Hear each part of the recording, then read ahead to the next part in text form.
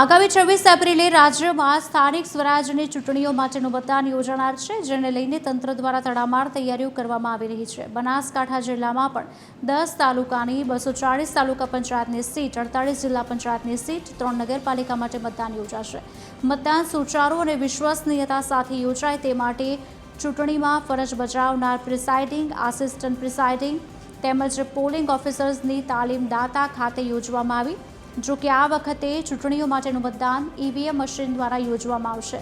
મતદારોએ તાલુકા અને જિલ્લા પંચાયત માટેના 2 અલગ અલગ મતદાન કરવાના રહેશે.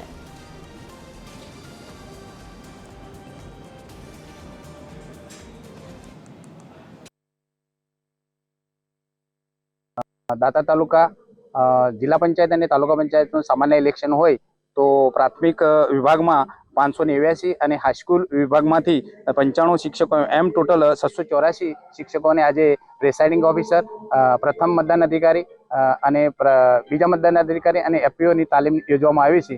અને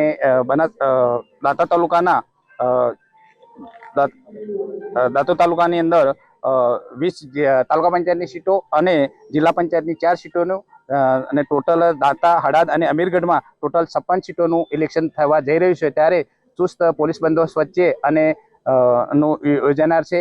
2026ની તાલુકા પંચાયત, જિલ્લા પંચાયત, સ્થાનિક સ્વરાજ્યની ચૂંટણીઓ આગામી 26 એપ્રિલના રોજ યોજાનાર છે.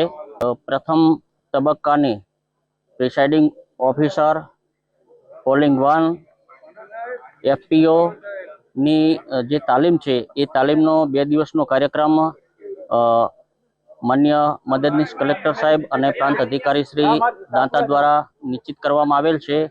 આ વખતે પણ દરેક પંચાયત અને જિલ્લા પંચાયતની સીટની અંદર ઈવીએમ દ્વારા ચૂંટણી યોજાનાર છે.